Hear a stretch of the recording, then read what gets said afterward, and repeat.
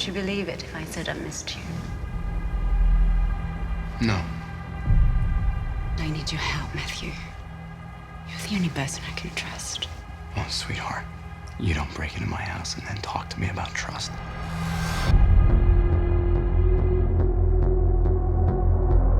What do you want from me? You fight better than anyone I know. And I have information. The Yakuza never left. That's impossible. I drove them out of New York City. No, you didn't. They just hibernated and watched you take out all of their enemies. Now, New York is ripe for the taking. If we do this, nobody dies. Do you understand?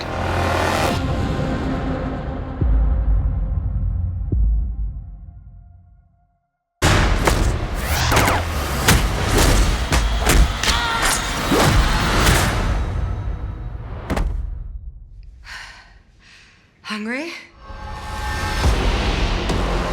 Every time I walk up those stairs, I wonder if today's the day you're dead in your living room. There are horrible things happening in this city. I'm done apologizing to you for who I am. This city needs me. This isn't your city anymore.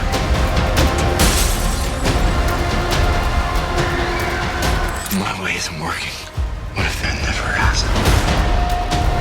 The battle has begun, Matthew. There's nothing we can do but fight.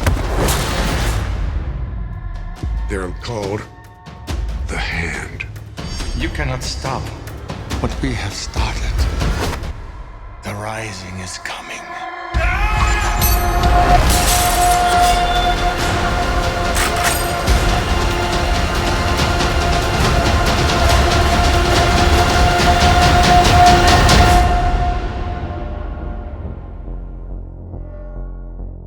You've been working out, by the way. I appreciate that. That trailer is so good, it almost cured my cold. And the only thing that kept it from being just what the doctor ordered was Foggy Nelson. And I really hate it when characters regress. I mean, he had such a wonderful character arc in the first season. I went from really, truly disliking him to kind of liking him, but now he's gone back to all his bad habits. And I agree with Matt Murdock that maybe they shouldn't be friends. I'm certainly sick and tired of listening to Foggy Nelson complain. So imagine how Daredevil feels, because he doesn't get to cut to another scene or to the next day. He has to just keep listening to it. But we'll talk about Foggy Nelson more in the shot-by-shot analysis. And a few things about this that I don't like. For instance, Elektra's costume, which was revealed yesterday.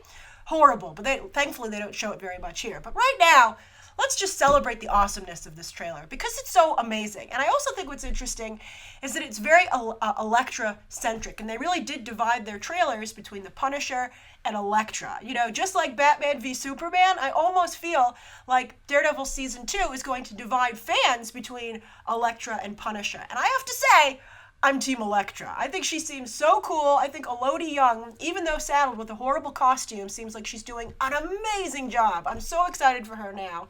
A big Elodie Yung fan always tweets me, so I'm sure we'll have lots to talk about now.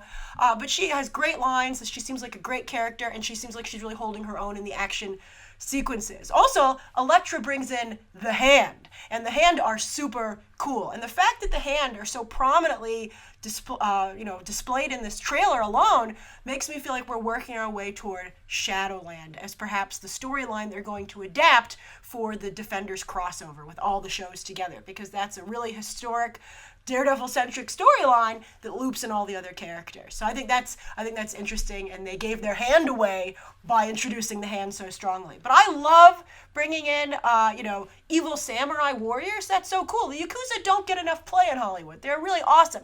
And I also think it gives Daredevil a uniqueness in the Marvel Netflix shows and the diversity they bring to the table. With, the Luke Cage series that's coming up now with a very strong Asian cast. I'm curious who that reveal is. I'm like, is that you, Mr. Negative? But why would you wear a hood over your head? I'm not quite sure who that might be, but I'm very curious to see, what Asian talent gets spotlighted here. Maybe we'll have some breakout stars. I really would like to know which side is more interesting to you. I have to be honest, I've never really been a big Punisher fan.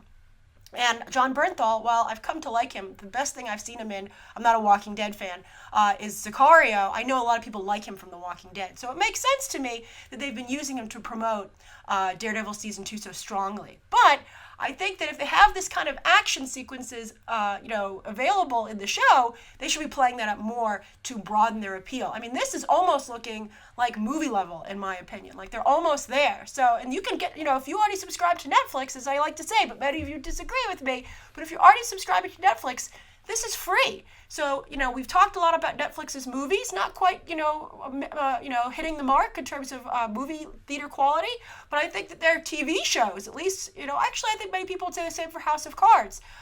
Their TV shows are getting as good at movies, but they're like 13-hour movies. So I'm very impressed, super excited, Elektra all the way, and I'm curious what you guys think. I'm going to go work on the shot-by-shot right now, but I just wanted to get this up here so we could initially discuss it. All right, thanks for watching, and you can check out these other episodes right now.